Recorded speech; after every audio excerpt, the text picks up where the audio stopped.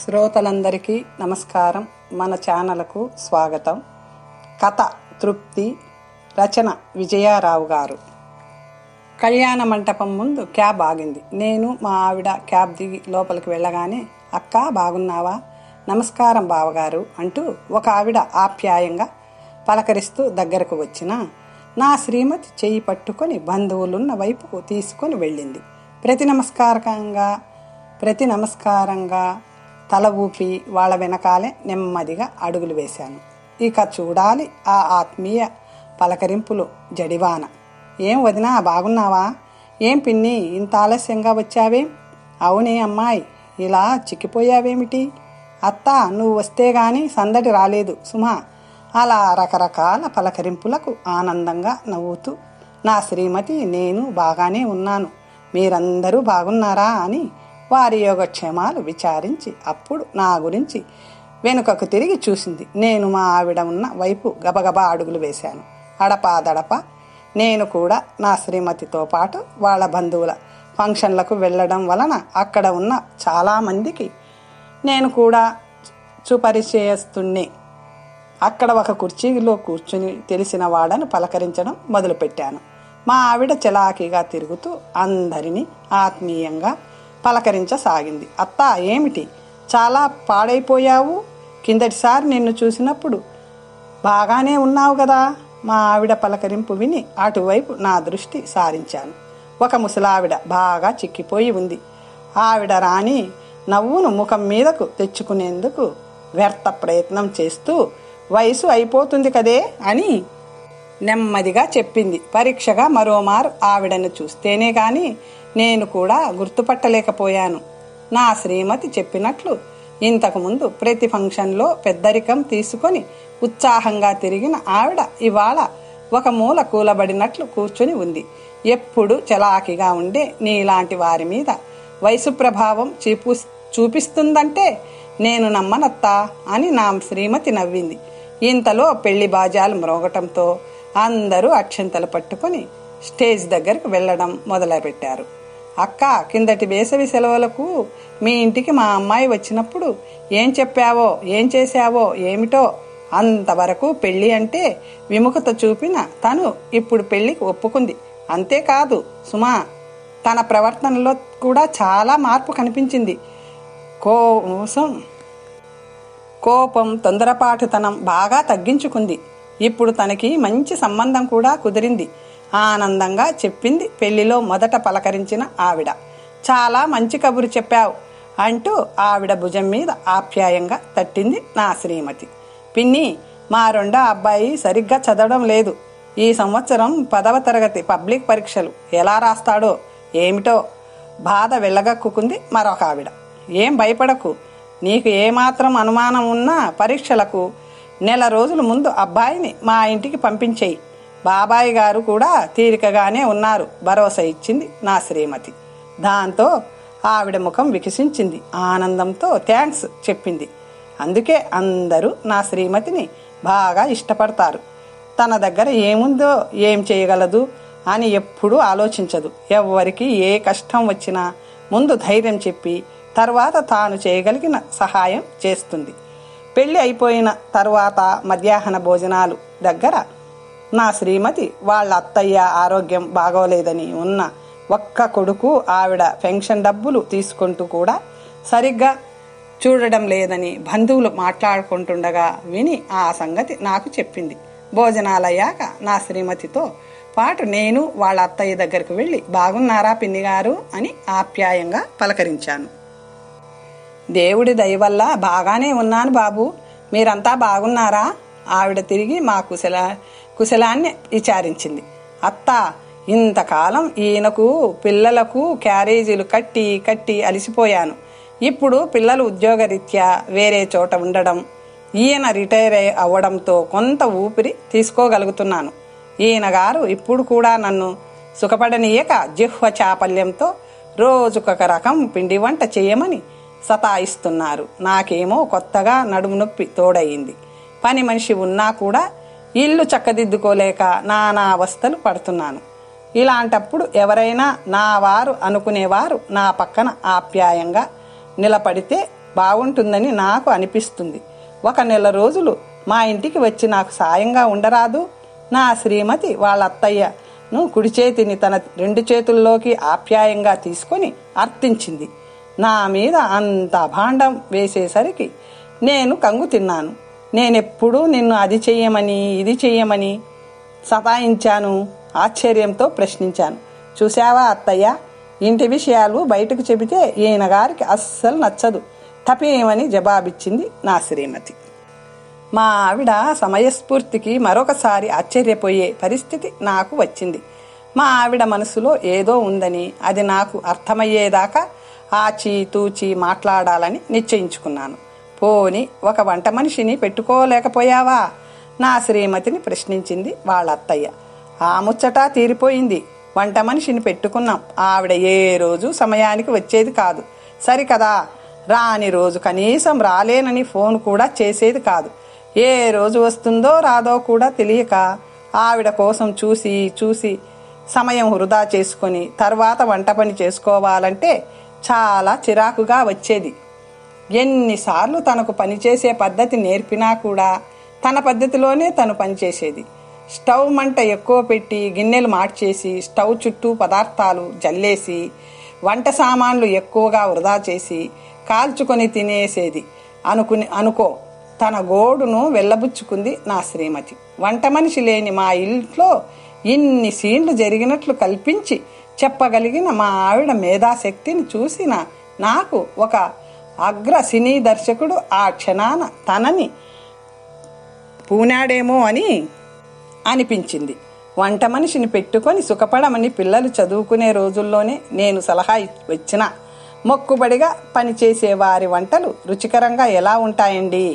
అయినా భర్తకు బిడ్డలకు వండి వార్చడం కూడా ఓ కష్టమేనా? మీరందరూ సంతృప్తిగా తింటే అంతకు మించిన ఆనందం నాకు ఏమాత్రం ఏముంటుందండి?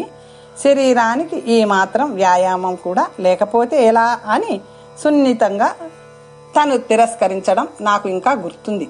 అబద్ధాలంటేనే అసహించుకునే మా ఆవిడ తణుముకోకుండా ఇన్ని అబద్ధాలు ఆడుతుందంటే దానికి తిరుగులేని బలమైన కారణమేమిదో తప్పకుండా ఉంటుందని నా మనసు ఒక పక్క చెబుతూనే ఉంది. సమయం వచ్చినప్పుడు తనే ఈ చిక్కుముడి విప్పుతుందిలే అని తన వాక్ ప్రవాహానికి అడ్డు తగలకుండా మౌనంగా కూర్చున్నాను. అయ్యో, అలా జరిగిందా? నేను వచ్చినా నీకు సుఖం ఉండేదే. నా బరువు కూడా నువ్వే మొయ్యవలసి వస్తుంది. ఆరోగ్యం బాగుంటే నెల రోజులు ఏమిటి, 1 సంవత్సరం పాటు వచ్చి ఉండేదాన్ని బలహీనంగా చెప్పింది నా శ్రీమతితో వాళ్ళ అత్తయ్య. నీ అనుమానాలన్నీ పక్కన పెట్టు. మీ అబ్బాయితో కోడలితో మేం మాట్లాడతాం. నువ్వు మాతో వచ్చేసేయి. బలవంతంగా ఆవిడను ఒప్పించింది నా శ్రీమతి. తర్వాత ఎవరు ప్రక్కన లేని సమయం చూసి అత్తయ్య చాలా ఆత్మాభిమానం గల మనిషి. ఆవిడ బాగున్న రోజుల్లో మమ్మల్ని అందరినీ చాలా ఆప్యాయంగా చూసుకునేది. ఎన్నో కుటుంబాలకు పెద్ద దిక్కుగా ఉండి వారి సమస్యలను పరిష్కరించడంలో ముందుండేది. ప్రస్తుతం ఆవిడ ఆరోగ్యం బాగోలేదు కాబట్టి ఆవిడను 1 నెల రోజుల పాటు మన ఇంట్లో పెట్టుకొని ఆవిడ ఆరోగ్యం బాగయ్యాక పంపిద్దామని అనుకుంటున్నాను. మనమేమాత్రం జాలితో ఆవిడను పిలిచినామని తెలిసినా ఆవిడ రాదు. అందుకే ఇంత నాటకం ఆడవలసి వచ్చింది అని గుట్టు విప్పింది నా శ్రీమతి. మొత్తం మీద ముగ్గురం కలిసి మా ఇంటికి వెళ్ళిపోయాం. ఏంటి, ఇవాళ పులిహోర పాయసం కావాలా? రేపు దద్దోజనం చక్కెర పొంగలి చేయాలా? చాలా బాగుంది మీ కోరికల లిస్టు. నిండు చూలాలిగా ఉన్నప్పుడు నేను కూడా కోరలేదు ఇన్ని కోరికలు. వంటగదిలో నుండి మా ఆవిడ కేకలు విని నవ్వుకున్నాను. ప్రతిరోజు నా పేరు చెప్పి, అత్త ఇవాళ మీ అబ్బాయి గారు ఇది చేయమంటున్నారు, రేపు అది చేయాలంటున్నారు అని రోజుకొక రకం పిండి వంట చేసి ఆవిడతో ఆప్యాయంగా తినిపించేది నా శ్రీమతి. మొదటి రోజు ఆవిడ చాలా సిగ్గుపడి సరిగ్గా తినకపోతే నా శ్రీమతి అది కనిపెట్టి, అత్తా నా వంటలు రుచిగా లేవా ఏంటి అని పరిహాసం ఆడింది. వెంటనే ఆవిడ, అయ్యో అదేం లేదే తల్లి, నీ వంటలకు వంకలు పెట్టే వారెవరే, ఒంట్లో కాస్త నలతగా ఉండడం వల్ల సరిగ్గా తినలేకపోతున్నాను అంతే అని బదులిచ్చింది. అప్పుడు నా శ్రీమతి, అత్త నువ్వు సరిగ్గా తినకపోతే నీ ఆరోగ్యం ఎలా బాగుపడుతుంది అని బలవంతంగా ఆవిడతో అన్నీ తినిపించింది.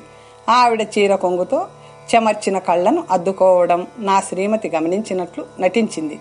మీ అబ్బాయి గురకతో నాకు అస్సలు నిద్ర పట్టడం లేదత్తా అని ప్రతి రాత్రి ఆవిడతోనే పక్క గదిలో పడుకొని పాత విషయాలన్నీ గుర్తుకు తెచ్చి ఆవిడను సంతోషంలో తేలేటట్లు చేస్తూ ఉండేది.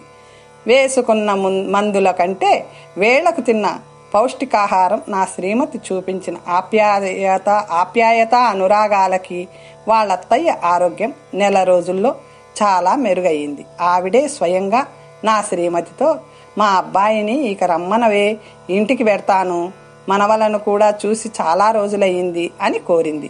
నా శ్రీమతి ఒప్పుకోకుండా ఇంకో 2 వారాలైనా కనీసం ఉండాలని బలవంతం చేసింది.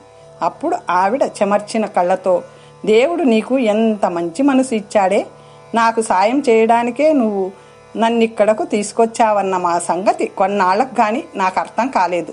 సుమా, నీకు నడుము నొప్పి అనే వంకతో నన్ను తీసుకువచ్చిన మొత్తం పనంతా నువ్వే చేసుకున్నావు. మీ ఆయన పేరు చెప్పి రకరకాల పిండి వంటలు చేసి నాతో తినిపించావు. మీ ఆయన గురక పెడతాడు అని అబద్ధం చెప్పి రాత్రిళ్ళు నా పక్కనే పడుకొని తీయటి పాత జ్ఞాపకాలను గుర్తు చేసి నాలో కొత్త ఉత్సాహాన్ని నింపావు.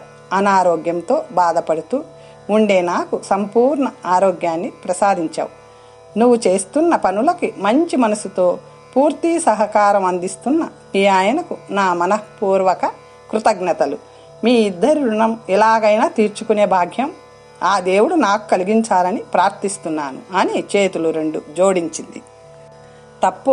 తప్పత్త, నీలాంటి పెద్దవారు దండం పెట్టకూడదు. మంచికి మానవత్వానికి ప్రతిరూపమైన మీ తరం చేతుల్లో పెరిగిన వాళ్ళం మేము. మీ తరంలోని మంచితనం ఎంతో కొంత మాకు మాత్రం వంటబట్టకూడదా ఏం? నువ్వు మమ్మల్ని ఆశీర్వదిస్తే చాలు, అదే 10,000 అంటూ ఆప్యాయంగా వాళ్ళ అత్తయ్యను కౌగిలించుకుంది నా శ్రీమతి. 10 కాలాల పాటు మీ కుటుంబం మొత్తం చల్లగా ఉండాలి. మీరు చల్లగా ఉంటే 10 కుటుంబాలని మీరు చల్లగా ఉండేటట్లు చేయగలరు అని ఆప్యాయంగా ఆవిడ మమ్మల్ని దీవించింది. ఆ దృశ్యం చూస్తున్న నాకు కూడా కళ్ళు చెమర్చాయి. మా ఆవిడ ఫోన్ చేసి వాళ్ళ అత్త కొడుకుని పిలిపించింది. తల్లిలోని ఉత్సాహం, ఆనందం చూసి అతను ఆశ్చర్యపోయాడు. కుశల ప్రశ్నలు అయిన తర్వాత వాళ్ళ అత్తయ్యను వంటగదిలోకి పని మీద పంపి నా శ్రీమతి ఆ అబ్బాయితో, నిన్ను ఎంత ముద్దు మురిపెంతో మీ అమ్మ పెంచిందో నాకు బాగా తెలుసు. ఆర్థిక ఇబ్బందులు లేకుండా ఆవిడకు పెన్షన్ డబ్బులు కూడా వస్తున్నాయి. అటువంటప్పుడు మీ అమ్మను నువ్వెంత బాగా చూసుకోవాలి. ఈ వయసులో వాళ్లకు కావాల్సింది పుష్కలమైన ప్రేమాభిమానాలు కానీ పంచభక్ష పరమాణాలు కావు. చీదరింపులు చీత్కారాలు లేకుండా ప్రేమతో పచ్చడి మెతుకులు పెట్టినా ఆనందంతో పరవశించిపోతారు. మనిషి జీవించి ఉన్నప్పుడే మనం చేయగలిగింది చేసి వాళ్లను సంతోషపెట్టడానికి ప్రయత్నించాలి. అంతేకాని మనిషి జీవించి ఉన్నప్పుడు పట్టించుకోకుండా తర్వాత వాళ్లకు గుడి కట్టినా ప్రయోజనం లేదు. ఇంకోసారి మీ అమ్మ కంటతడి పెట్టిందని తెలిస్తే నేనే కాదు మీ అన్నయ్య కూడా ఊరుకోరు. ఇకనైనా ఆవిడను జాగ్రత్తగా చూసుకో అని మెత్తగా చివాట్లు వేసింది. పిల్లలను మా ఆవిడ అతిగారాభం చేసేస్తుందని మా అమ్మ పదే పదే హెచ్చరించడంతో అమ్మకు మా ఆవిడకు అభిప్రాయ భేదాలు వచ్చి వాళ్ళ మధ్య దూరం పెరిగింది. నా దృష్టికి ఇది కొంచెం ఆలస్యంగా వచ్చింది. ఇంకోసారి ఇలాంటి పొరపాటు జరగకుండా జాగ్రత్త పడతాను వదినా అని సిగ్గుతో తలదించుకున్నాడు అతను. ఒక మంచి పని చేశావన్న తృప్తి మా ఇద్దరికీ కలిగింది. ఎదురుగా గోడ మీద అవతార్ మెహర్ బాబా గారి ఫోటో నవ్వుతూ కనిపించింది. ఆయన ఫోటో కింద రాసిన ఇతరులను సంతోషపెట్టడంలోనే నిజమైన ఆనందం ఉంది అన్న మాటలను మరొక్కసారి మననం చేసుకున్నాను. కథ సమాప్తం. మరొక మంచి కథతో తరువాత కలుసుకుందాం.